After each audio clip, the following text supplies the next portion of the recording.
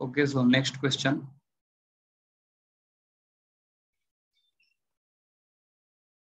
ये बोल रहा है कि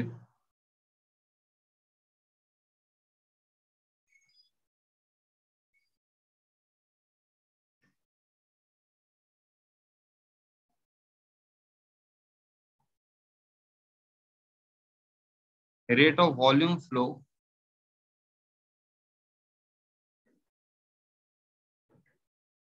of fluid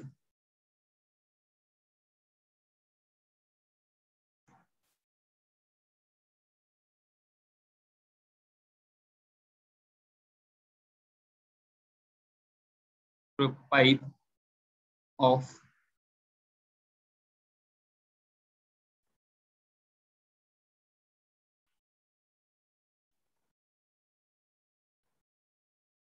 find the expression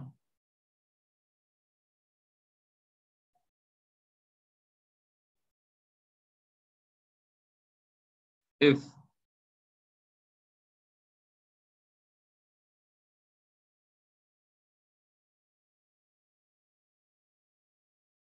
constant associated is 5/8।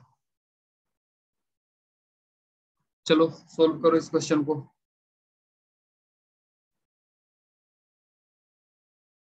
ध्यान देना, रेडियस आर है, कोफिशिएंट ऑफ विस्कोसिटी एटा ले लोगे, and pressure gradient P by L, मतलब pressure per unit length. Okay, find the expression of constant associated, find the expression if constant associated is 5/8। चलो try करो, नहीं बनेगा तो मैं बताऊंगा फिर। हो गया, तो देखते हैं इसको।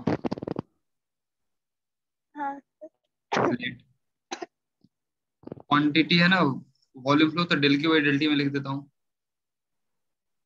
इक्वल टू कांस्टेंट के, या del V by del t V volume, that can be also written, जो लिखना है लिखो, मैटर नहीं करता, ठीक है। बहुत सारे बुक में del V by del t लिखेंगे इसको, V फॉर वॉल्यूम या Q फॉर क्वांटिटी, मतलब वॉल्यूम लो लेके चल सकते हैं, जो भी कहो, ठीक है। रेडियस R है, चलो R to the power A कर दिया, कोफिशिएंट ऑफ विस्कोसिटी एटा, एटा के पावर B कर दिया। थर्ड है प्रेशर ग्रेडियंट, तो P by L to the power C कर दिया। ये किए सब कोई? हाँ सर। ध्यान देना, यहाँ पर कुछ बच्चे मिस्टेक करते हैं क्या? हाँ लिख, पहले लिख लो K इक्वल टू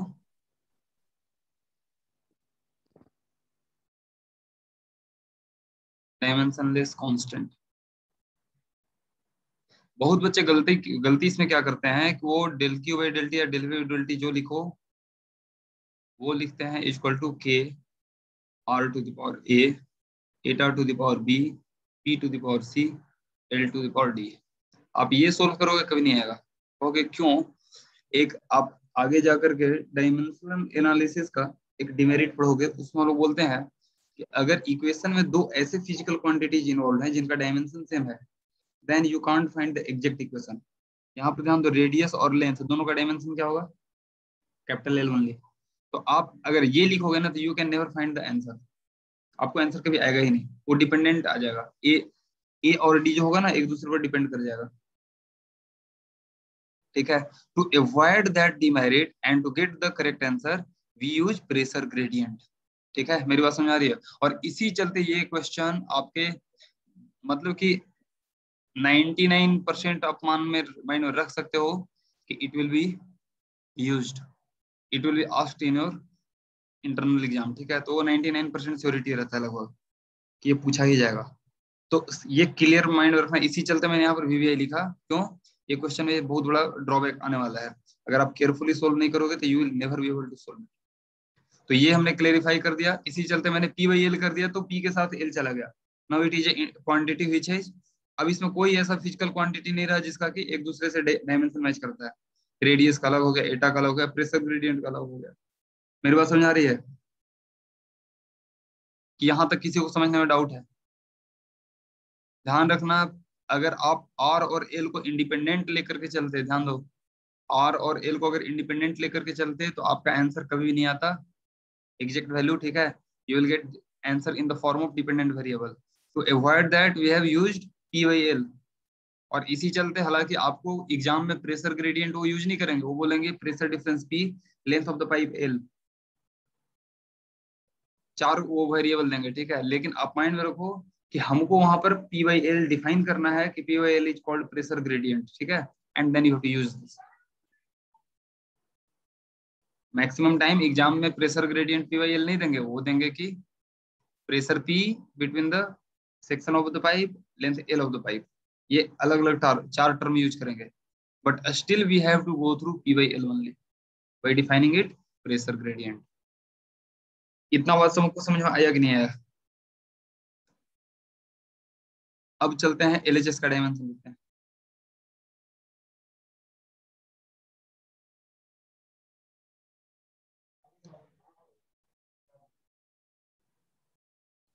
तो एलएचएस का डायमेंशन क्या होगा? वॉल्यूम फ्लो रेट है, तो वॉल्यूम का डायमेंशन क्या होता है बताओ? सर एल क्यूब और T-1। रेट। तुम लोग ये सब सही चीज करके गड़बड़ कैसे कर रहे हो?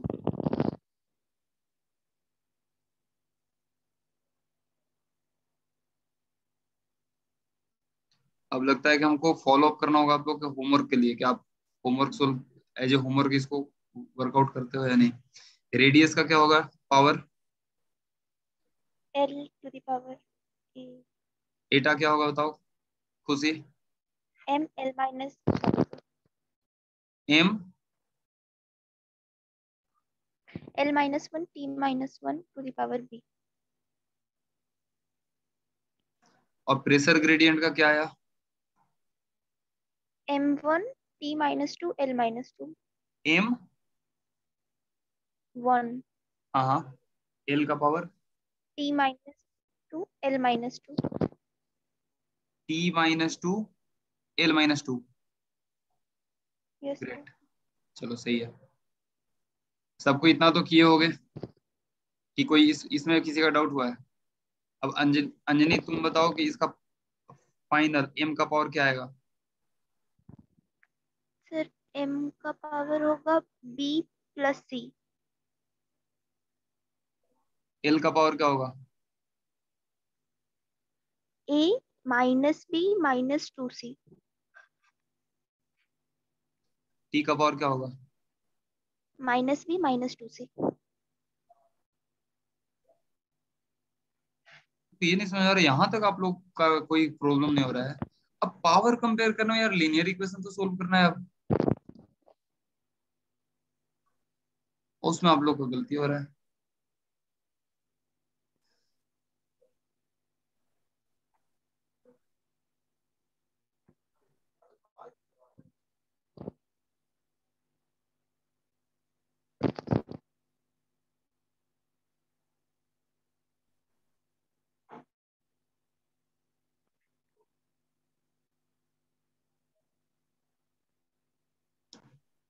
तो चलो पहले एम का कंपेयर करते हैं,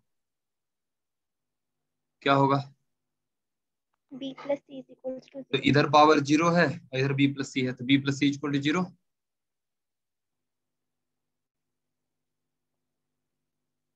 एल का करो, तो A आरएचएस में आपका, minus B minus 2C is equals to 3। तो एलएचएस में है आपका 3 और आरएचएस में है A minus B minus 2C।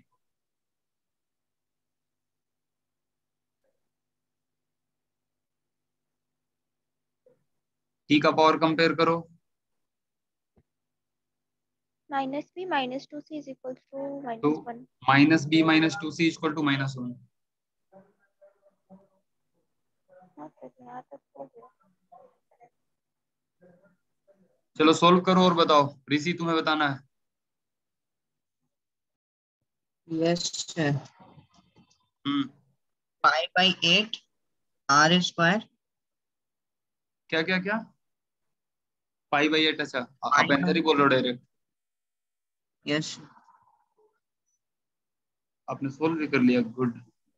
5/8 are square. गलत हो गया, फिर से रीचेक करो। चलो बाकी लोग सोल्व करो आप लोग।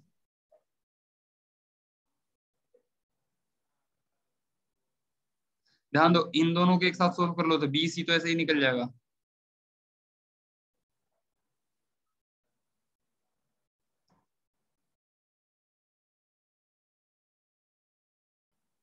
सब्ट्रैक्ट कर दो तो सी इक्वल टू हो गया -1, और सी -1 तो बी हो गया 1। कुछ दिमाग काम किया? अरे ये कैसे हुआ? सब्ट्रैक्ट किए तो सी इक्वल टू 1 हुआ ना रे, और सी 1 हुआ तो बी -1 हुआ ना। ओके, तो दो को तो ऐसे ही आ गया। अब एक क्वांटिटी बचा, डाल दो बीच वाले में। सी का वैल्यू 1 और बी का वैल्यू -1, तो ए इक्वल टू 3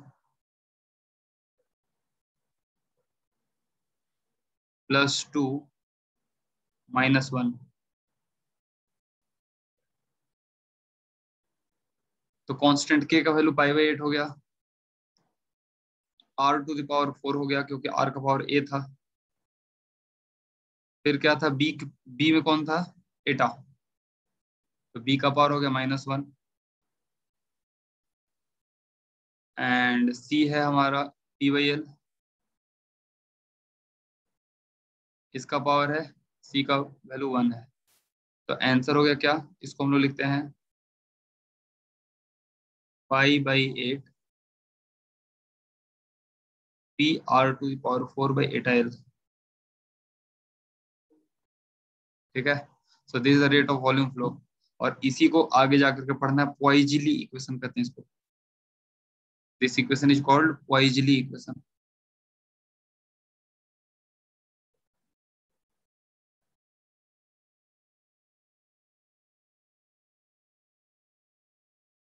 तो कभी कभी तो वो ये भी नहीं बोलेंगे, बच्चे को घुमाने के लिए वो बोल देते हैं, ऑफ कोर्स फ्लूइड चैप्टर में ऐसा करेंगे वो, कि derive the expression of Poiseuille equation. अब आप समझते रहो कि उसमें क्या क्या वेरिएबल यूज्ड है।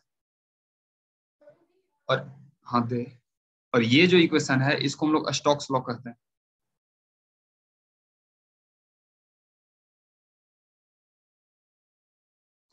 This is the expression of Stokes law, जिसमें कि हम लोग कोई भी स्फेरिकल सॉलिड पर, अगर हैवी स्फेरिकल सॉलिड है, ठीक है, if it is moving in a fluid और viscous medium, then force of viscous force का जो इक्वेशन होता है, this is given by the Stokes law. ठीक है, तो यहां तक किसी को कोई डाउट है? हाँ बच्चों, up to this is there anyone any doubt?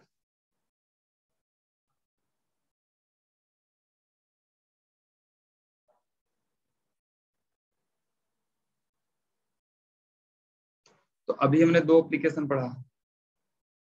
पहला क्या था बताओ, we can obtain the dimension of any constant associated with any equation। दूसरा था कि कोई भी एक्सप्रेशन हम लोग डेराइव कर सकते हैं if we know the dependent variable of the physical quantity. ठीक है, तो we can very easily find out. लेकिन इसमें एक इसका डिमेरिट है। What is the demerit? जो हमने अभी बोला, तो इसका कह सकते हो ड्रॉबैक,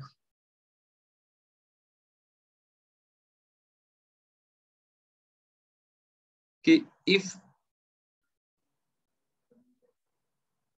टू और मोर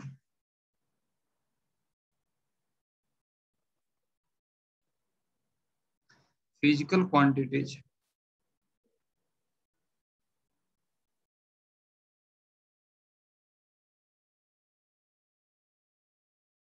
are involved in the equation,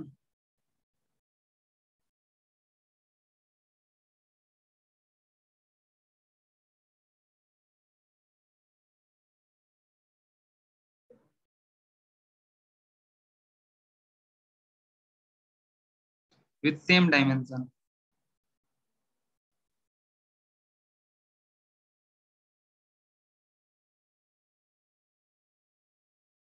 Then this method fails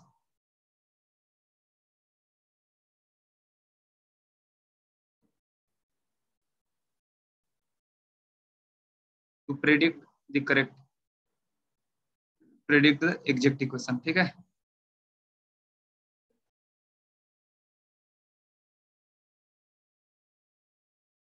दूसरी ये भी बात है कि ऐसा कोई जरूरी नहीं है कि अगर हम किसी डिपेंडेंट वेरिएबल के टर्म में, सॉरी किसी, हाँ, इंडिपेंडेंट वेरिएबल के टर्म में कोई हम लोग एक्सप्रेशन, कोई फिजिकल क्वांटिटी निकाल रहे हैं, तो वो जो हमेशा इक्वेशन देगा वो वैलिड ही होगा। ऐसा कोई जरूरी नहीं कि फिजिकली दैट इज पॉसिबल। मेरी बात समझ आ रही है? डायमेंशनली हम लोग किसी को किसी से रिलेट कर सकते हैं, but it may be possible that obtained expression में हैव नो फिजिकल मीनिंग। ठीक है,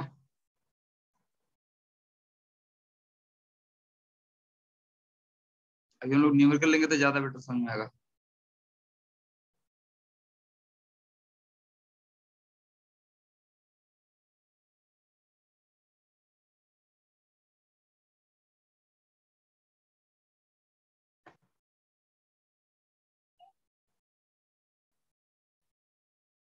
obtained expression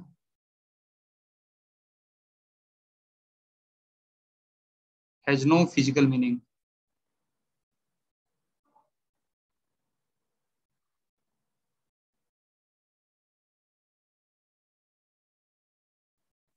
दूसरी बात, एक और इसका डिमेरिट है, हमने अभी जितना भी एक्सप्रेशन देखा उसमें क्या है, सारे प्रोडक्ट में इन्वॉल्व हैं।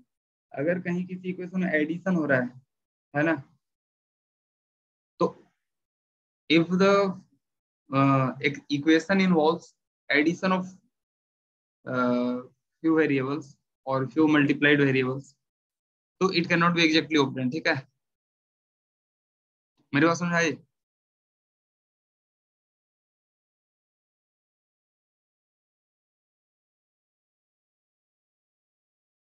If the expression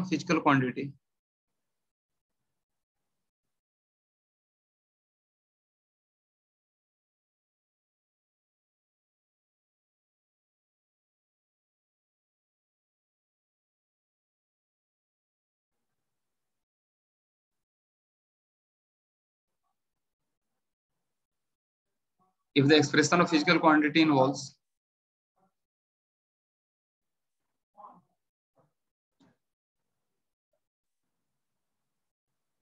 addition of equations,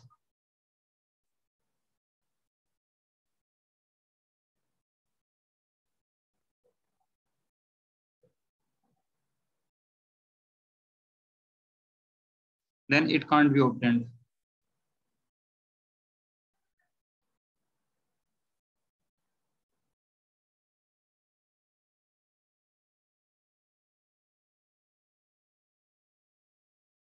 हाँ, a given equation is dimensionally correct or incorrect, that can be verified, वो वेरीफाई किया जा सकता है, लेकिन ये नहीं कर सकते कि वो इक्वेशन आपका डायमेंशनली, सॉरी, फिजिकली वायबल होगा।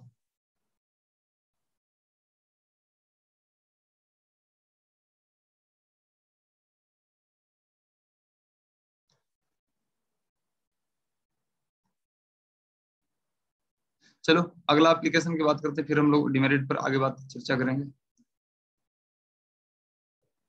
तो थर्ड एप्लीकेशन क्या है?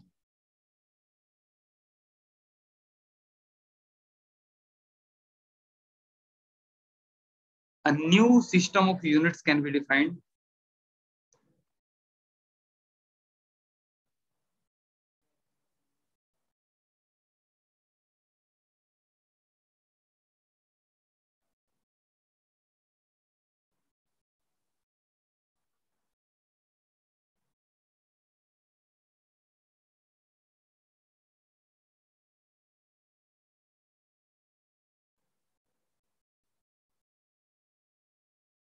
and physical quantities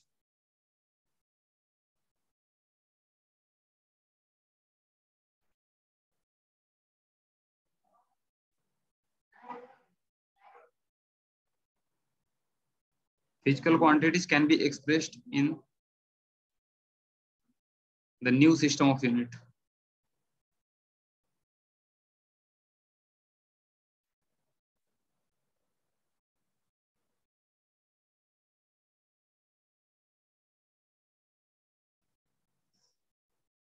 जैसे एग्जाम्पल पर आ जाओ, एक क्वेश्चन ही ले लेते हैं।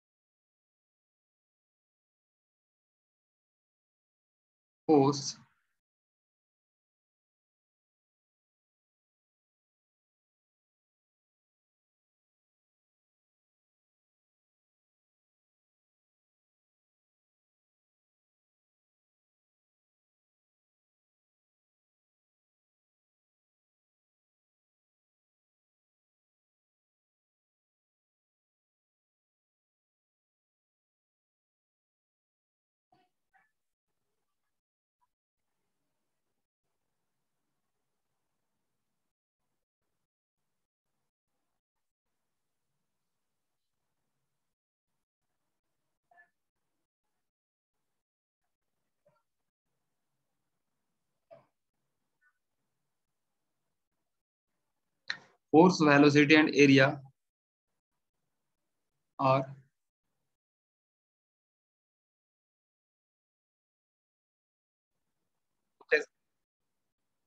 तो find the dimension of mass in the new system of unit. कैसे बनाओगे? ध्यान दो, ऐसे क्वेश्चंस ऑफ कोर्स लगेगा कि ये यार कुछ नया हो गया, लेकिन समझो ये क्वेश्चन कुछ नया नहीं है, सेम क्वेश्चन है जो हम लोग ऊपर काम कर रहे थे, बस लिखने का तरीका अलग हो गया। इसको हम कह सकते थे कि in some expression mass depend upon force velocity and area. Find the equation. मेरी बात समझ आ रही है? तो क्वेश्चन वाज नॉन डिफरेंट, लेकिन हाँ उसको लिखने का मैंने तरीका चेंज कर दिया। बोल रहा हूँ क्या कि नया सिस्टम में हमने फोर्स वेलोसिटी और एरिया को बेस क्वांटिटी ले लिया, तो बताओ कि मास का डायमेंशन क्या होगा, है ना? तो हमें करना कुछ नहीं है, by the combination of force velocity and area we have to get the equation of mass. मेरी बात समझ आ रही है? मतलब कि मान लो हम लोग कह सकते हैं कि लेट डायमेंशन ऑफ